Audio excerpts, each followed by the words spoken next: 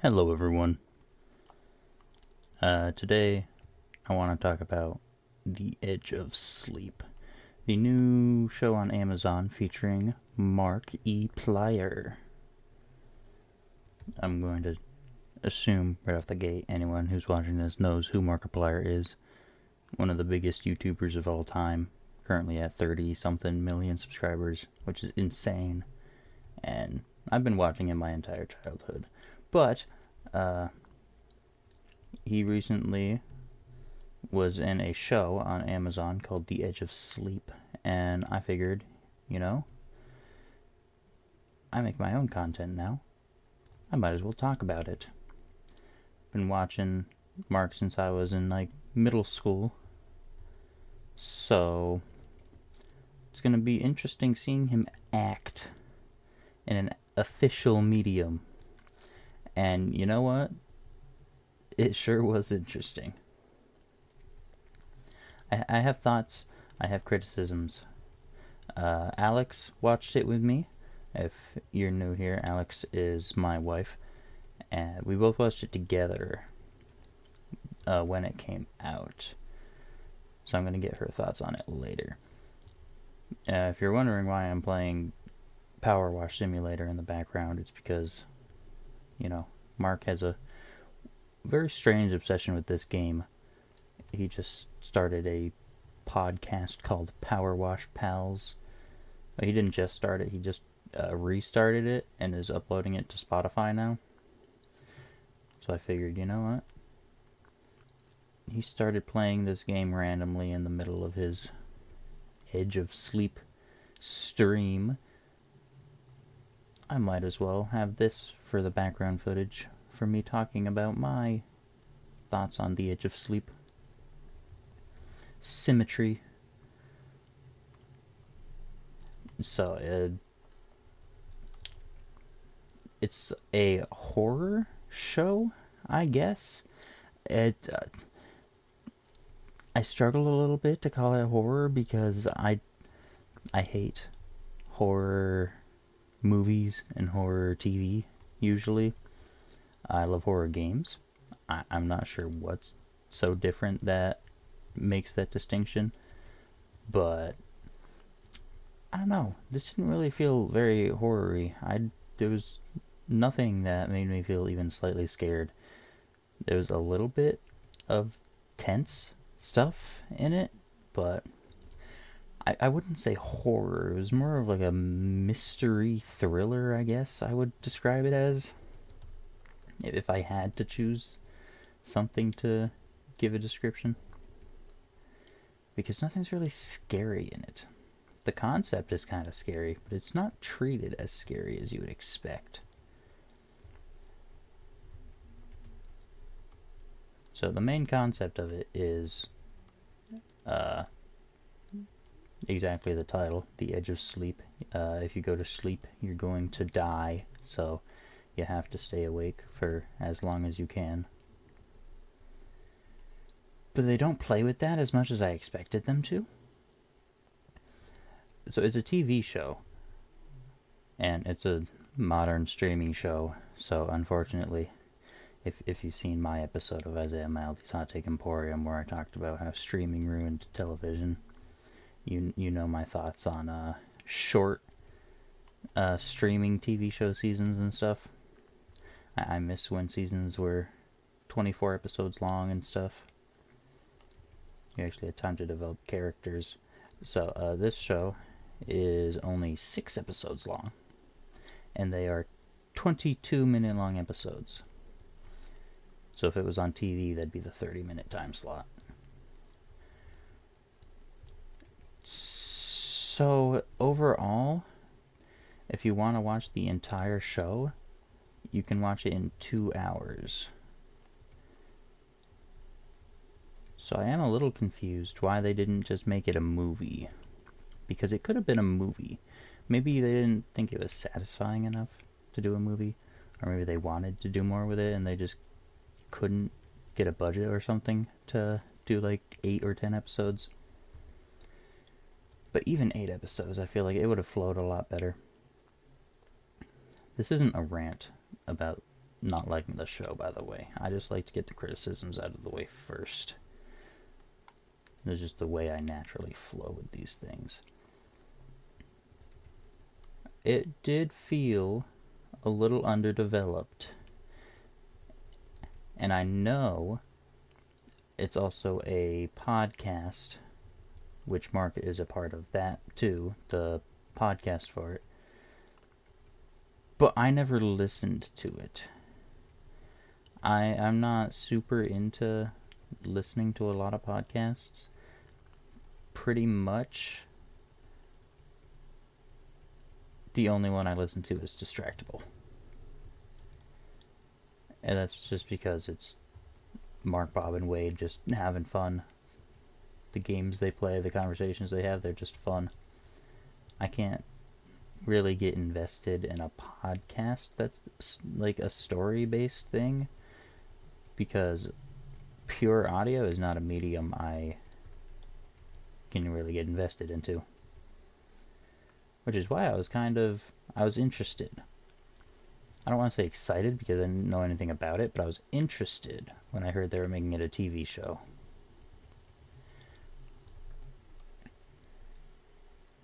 But it's a little...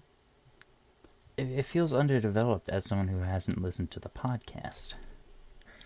Because we get one episode, the first episode. This, by the way, before I get into this part, this is going to contain spoilers.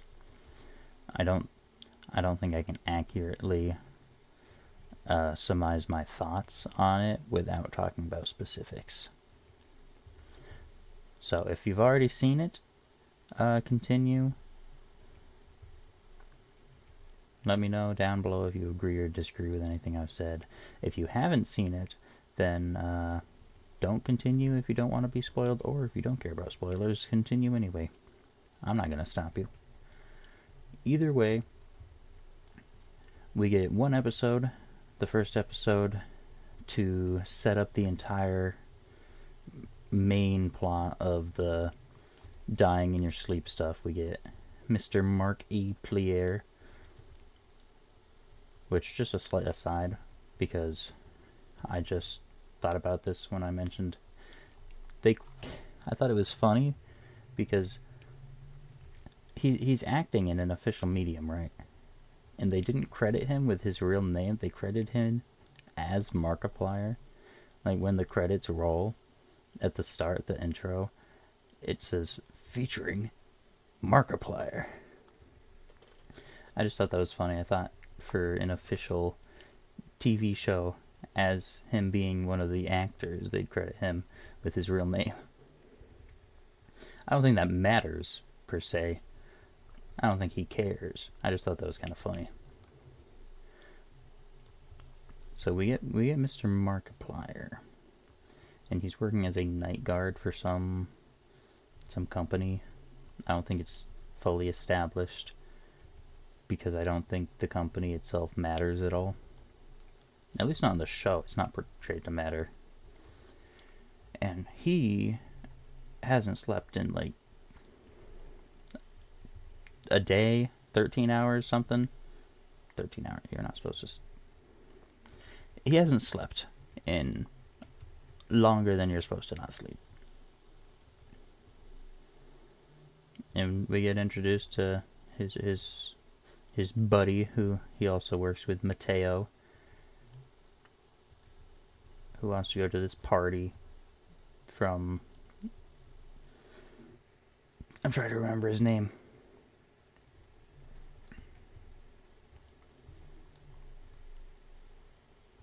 Dave, that's his name. Mark's character's name is Dave. So they go to this party by some snooty rich kid, I guess, that Dave knows somehow. And, uh-oh, someone died. And then everyone else just runs away to avoid responsibility, getting in trouble, whatever. So Mark and Mateo have to take them to the hospital. But it turns out it wasn't an overdose. They died in their sleep. Dun dun dun. some people in the hospital that go to sleep and they die almost immediately after. We get introduced to all the characters in the first episode, is the main point. We get introduced to the fact that sleeping is going to kill you in the first episode, which is good. You need to establish all that stuff quickly.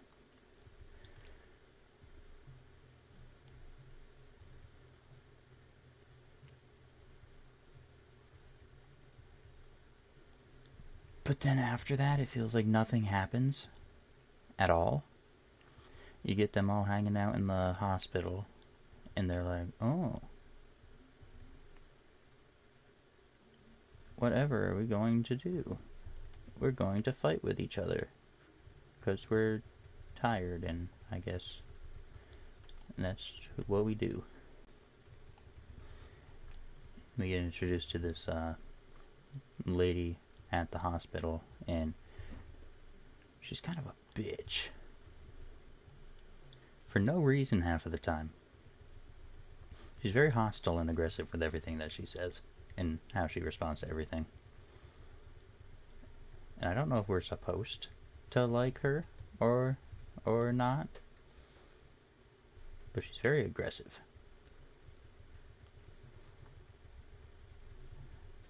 And there's also Katie, who is Dave's ex, because she's apparently an ex-junkie who left him because of his horrible nightmares that made him do stuff in his sleep that he either is or is not aware of. I'm not sure if it's actually established that he's aware of what happens. Yeah, I'm not sure if it's ever established that he actually is aware of what happens with that stuff. Because we see him actually do it in his dream. He, like, cuts a triangle onto his chest. And then Katie's like, I didn't leave you because of the dream. I left you because you pretended it never happened. I was like, do we know that he even knows he did that? Or did he just, like, wake up and have that triangle in him and was like, huh. Wonder how that happened.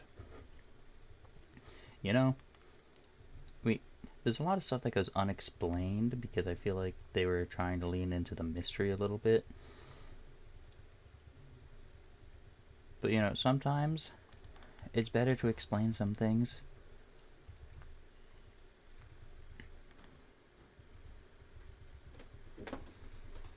We can open the windows. It's very nice out.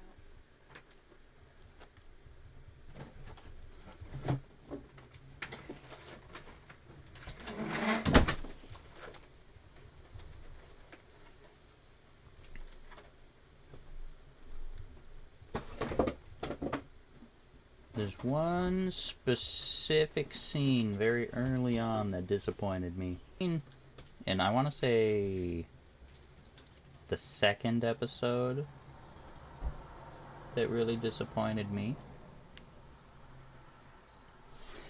Because they're searching the houses, looking for anyone that might still be alive. Son of a bitch car.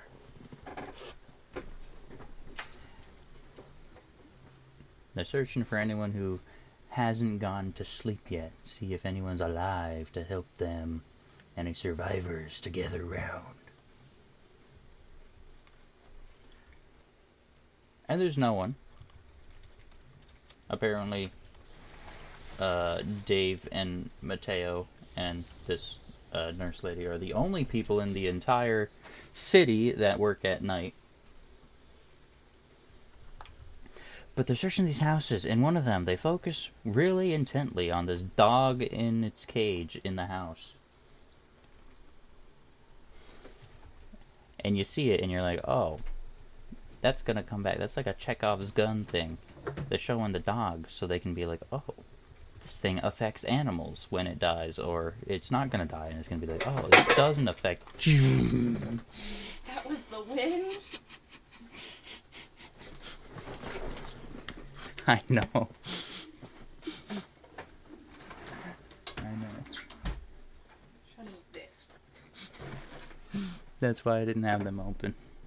It was really windy when I opened it.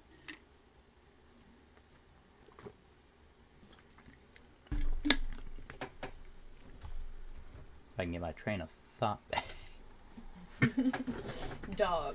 There's this dog, and you think it's gonna be a Chekhov's gun, where they either use the dog to be like, oh, it also affects animals, or it doesn't affect animals.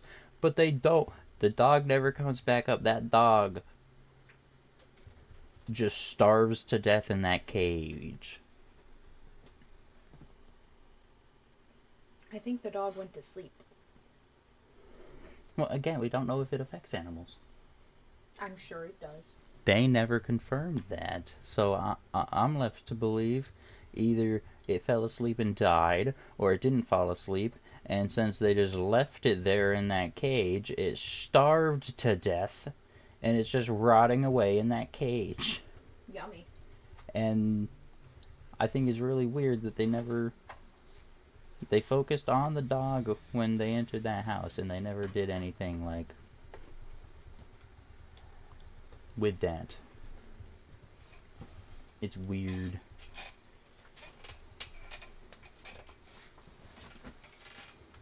I really thought they were going to do something with that.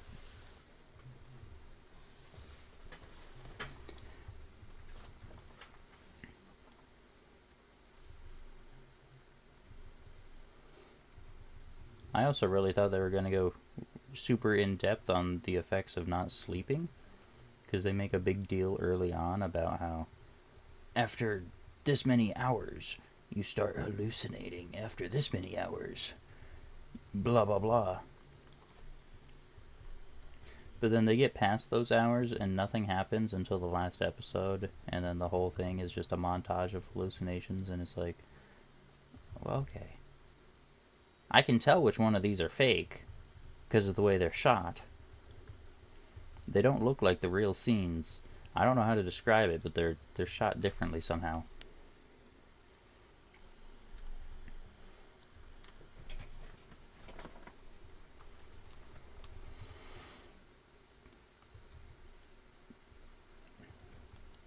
So I don't know if it was the directing or just the editing process that messed something up, but something along the lines just made it not feel anywhere near as impactful as I thought it was building up to.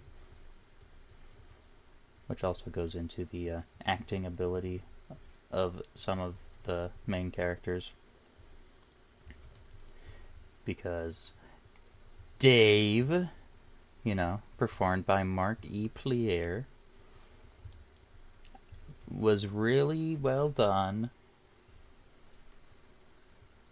in calm scenes.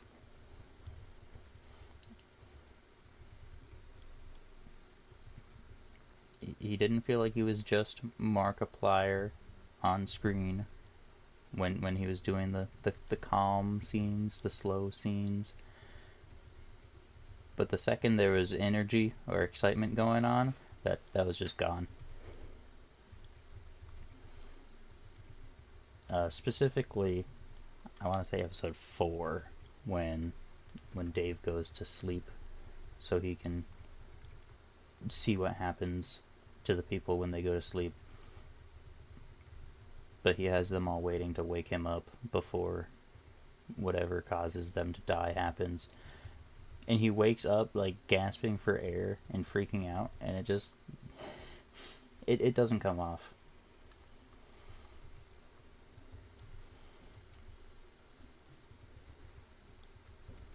Something about the energy is just not there. But I'm not surprised by that. The big energy stuff is probably the hardest to do when you're just starting as an actor.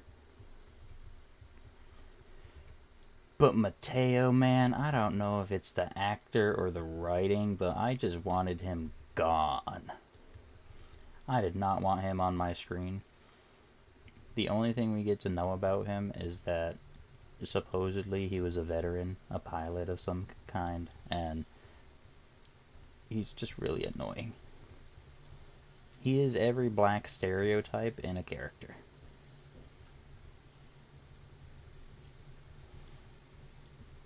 Except he's a veteran instead of a hood dog.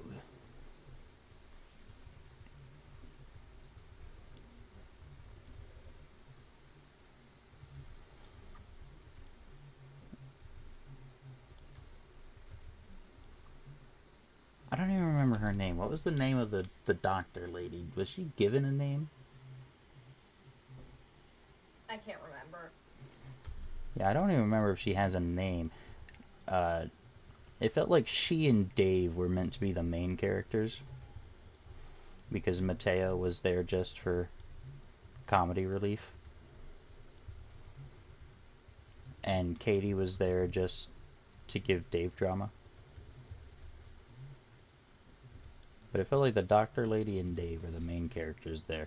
But the doctor lady was so unlikable. She was such a bitch to everyone for no reason.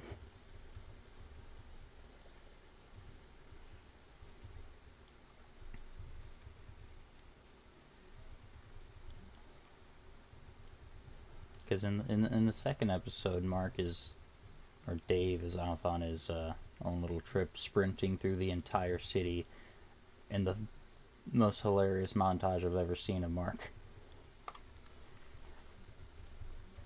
Just full on power sprinting through cities and hopping fences and stuff. And Mateo and whatever this lady's name is are just chilling, trying to get this car back working.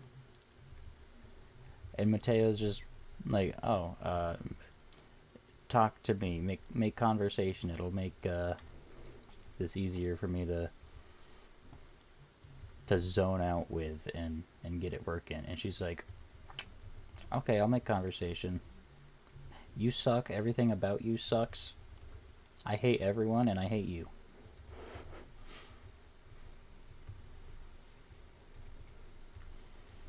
I don't know if we're supposed to like her. But if we're supposed to, I didn't. And if we're not supposed to, then they succeeded. But at the same time, I don't know why she was there if we're not supposed to. It was very odd.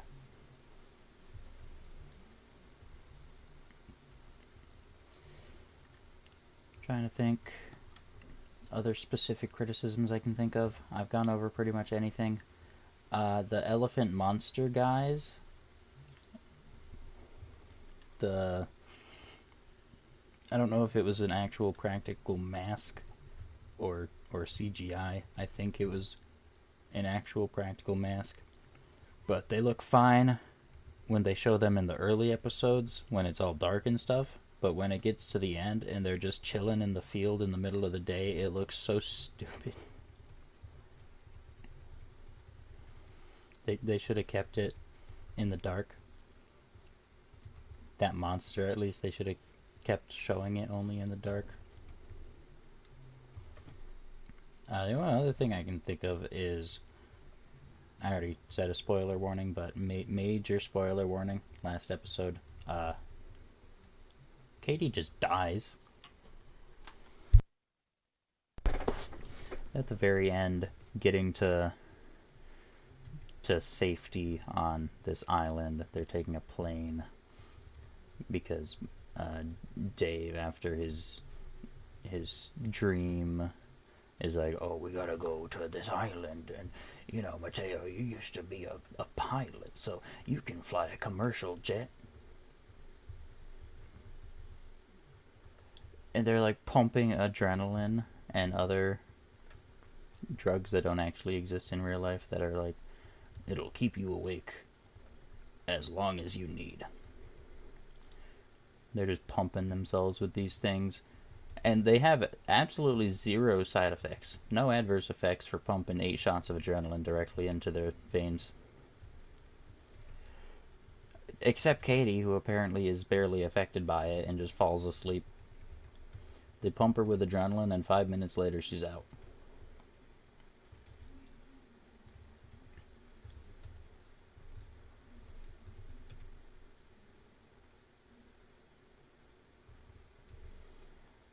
and there's a little reaction to it.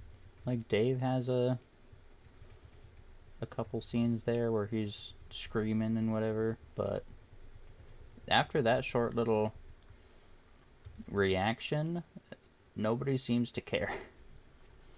They get to the island, they're safe, they're like, we can go to sleep, and they're just like, okay, sweet, we got this nice, sweet bed set up.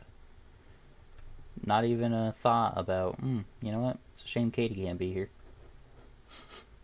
Now she's gone.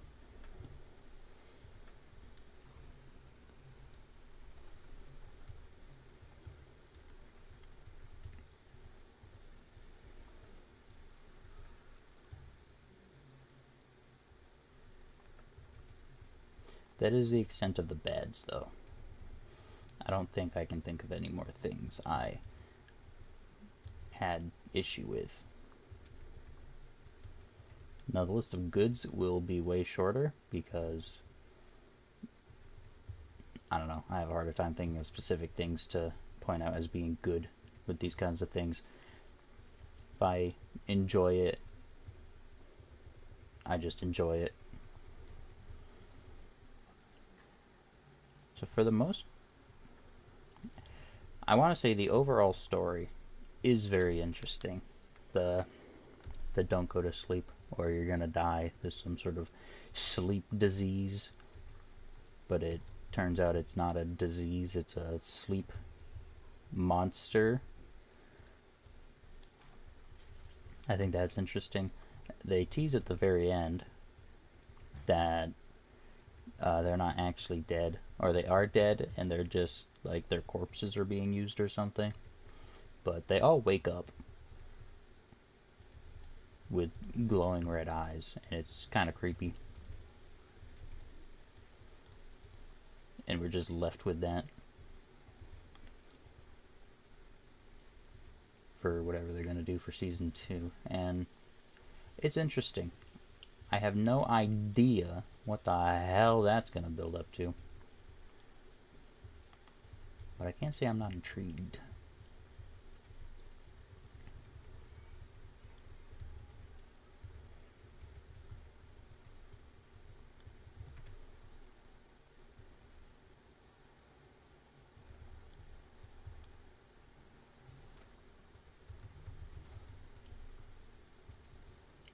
Other than that, I think that's the only specifically good thing I can call out. It is interesting. I do appreciate that. I didn't dislike the show. I just think it was not perfect, and there were a lot of issues in the writing. I think the overall story was written very well, but the character, dialogue writing and stuff, oof.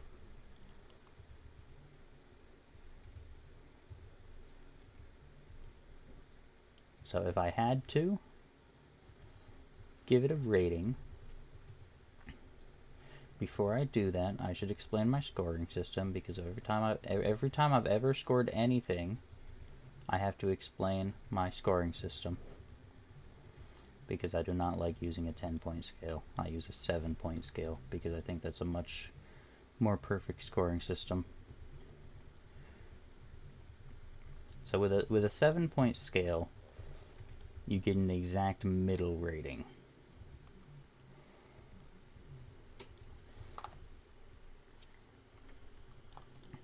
Because I hate it when people do like a 10-point scale and then they use 0.5s. Because if you use 0.5s, that's not a 10-point scale, that's a 20-point scale that you're just pretending is a 10-point scale. So there's no decimal points. But a 7-point scale, you get an exact middle, which is a 4. Because there's 3 ratings below that and 3 ratings above that. Don't imagine it where all of the, let's say, stars are filled in up to that.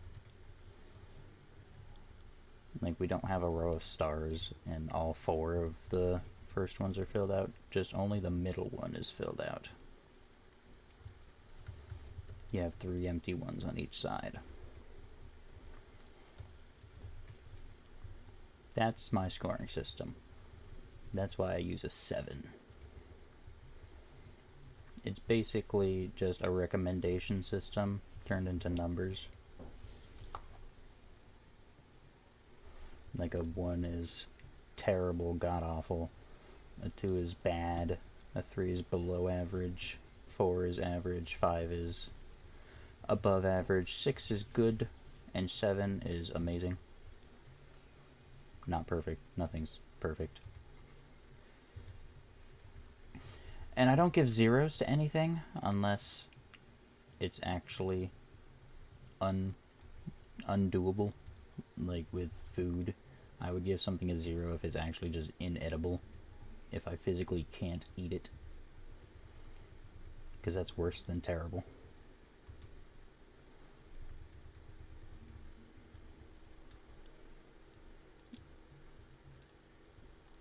So the Edge of Sleep overall, I would give probably around a 5. Just a little above average. Because it's nothing that I would see and be like, oh my god, everyone has to watch this. This is amazing. It's something that after watching, I'm like, okay, I see the potential in it, but whether or not they're actually going to capitalize on that well is up to whatever they do next, and I don't know if they're actually going to be capable of doing that with what we've seen.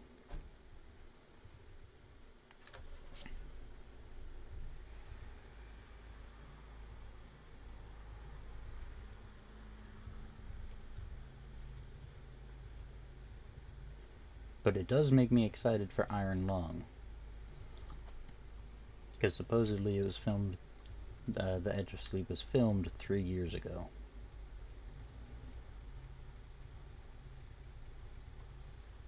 So I feel like Mark has definitely probably improved as an actor since then. And I can't wait to see Iron Lung. I know it's a horror movie, so hopefully it's not too horror movie-y. That would be sad if it's really well done and it's just not the kind of movie I like.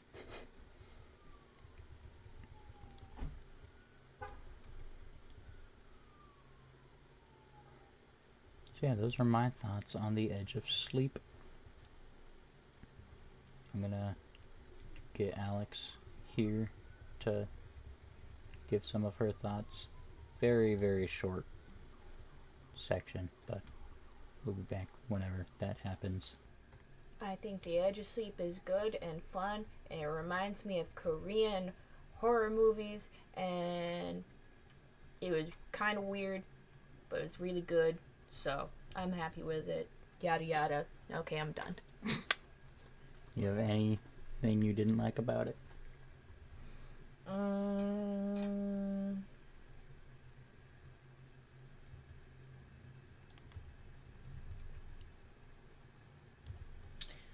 I feel like the costumes could have been better for the monsters. The special effects makeup was kind of... I mean, I'm not a professional artist, but when it comes to that stuff, it could have been better. I've seen better. You don't have to be a professional artist to be like, this person's art isn't very good. I'm just not a professional special effects makeup artist, so it's just... I don't know. I mean, they looked gross, but it also just wasn't intimidating. It was mostly silly looking. I said in my part that I thought it was fine when they showed it at the start when it was all dark and stuff, but the second you see it in like actual lighting, it's pretty bad.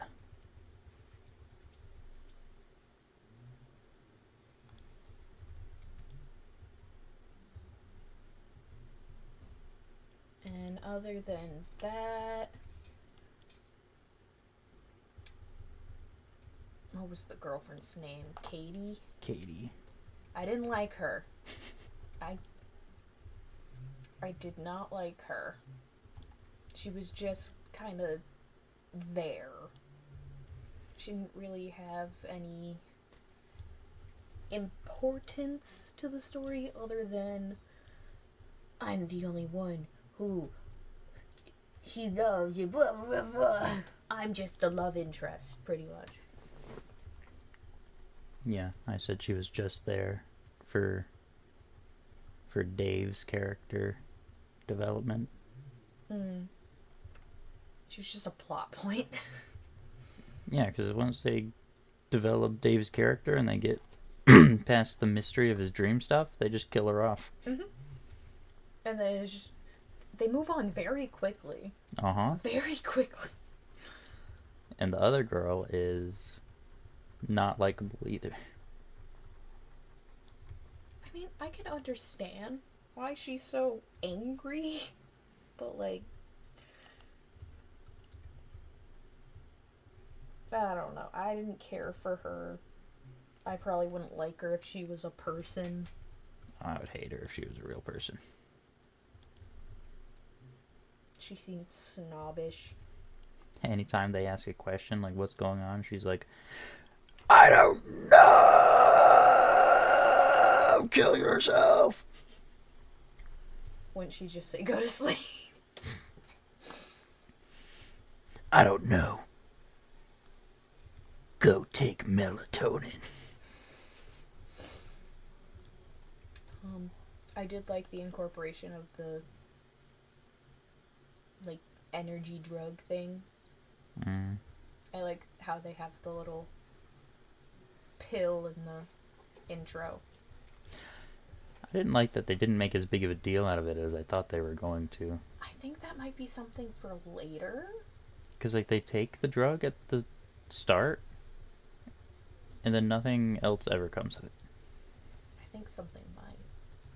Something might, but I mean, for right now, I feel like this kind of stuff they should have addressed at least. Like, there's no side effects for taking as much of it as they took. I mean, they did say his heart couldn't take anymore and he would have died. Oh yeah, but no one had any side effects. Hallucinations from lack of sleep is a side effect. It's not a side effect of the drug.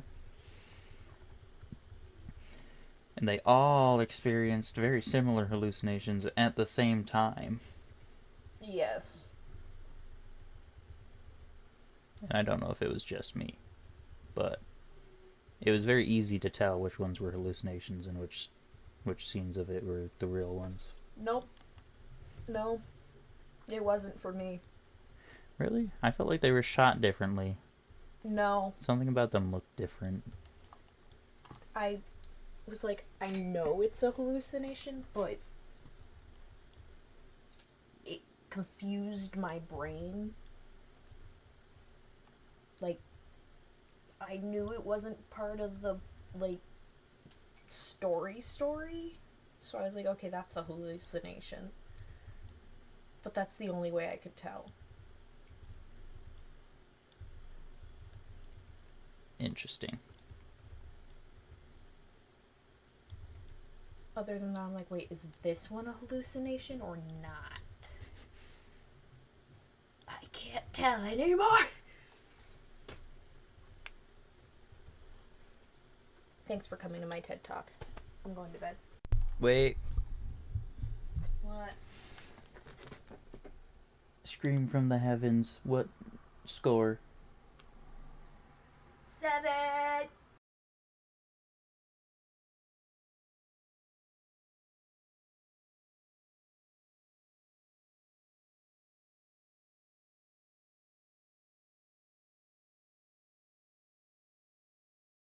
Alright, so those are our thoughts on Markiplier's The Edge of Sleep. Thank you all so much for watching.